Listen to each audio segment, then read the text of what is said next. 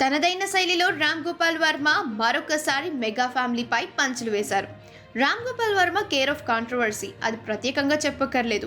ఎప్పుడు ఎక్కడ ఎవరిపై ఎలాంటి పంచులు వేస్తారో, ట్వీట్స్ చేస్తారో ఆ బ్రహ్మకు కూడా తెలీదు. తన మనసులో ఏముందో నిర్మోహమాటంగా చెప్పడం వర్మని చూసి నేర్చుకోవచ్చు. ఒకప్పుడు తన మూవీస్తో సంచలనాలకు కేర్ ఆఫ్ అడ్రస్గా నిలిచిన ఈయన ఇప్పుడు చెత్త సినిమాలతో వార్తల్లోకి ఎక్కుతున్నారు. ఎప్పుడు ఎవరో ఒకరిని గిల్లకపోతే ఈయనకి పొద్దే పోదు.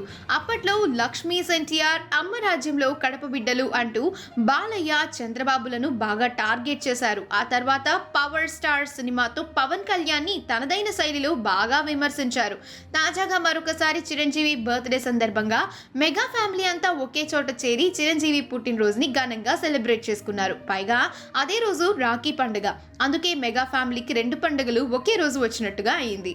అందుకే మెగా సోదరులు రాఖీ కట్టడానికి చిరు ఇంటికి విచ్చేశారు. ఈ శుభవేళలో అల్లు అర్జున్ లేకపోవడాన్ని రామ్ గోపాల్ వర్మ ప్రత్యేకంగా ప్రస్తావించారు. ఈ వేడుకలో హాజరైన వాళ్ళందరూ పరాన్న జీవులని, అల్లు అర్జున్ మాత్రం రియల్ మెగాస్టార్ అంటూ తనదైన శైలిలో కామెంట్స్ చేశారు. మెగా ఫ్యామిలీలో అందరూ చిరంజీవి సపోర్ట్తో పైకి వచ్చారు. కానీ బన్నీ మాత్రం ఎవ్వరి అండదండలు లేకుండా స్వయం కృషితో పైకి వచ్చారంటూ మెగా ఫ్యామిలీలోని లుకలుకలను బయటపెట్టేశాడు రామ్ గోపాల్ వర్మ. ఈ వీడియో కనుక మీకు నచ్చినట్లయితే మీ అభిప్రాయాన్ని కమెంట్స్ ద్వారా మాకు తెలియజేయండి. మా ఛానల్ని సబ్స్క్రైబ్ చేయడం మర్చిపోకండి.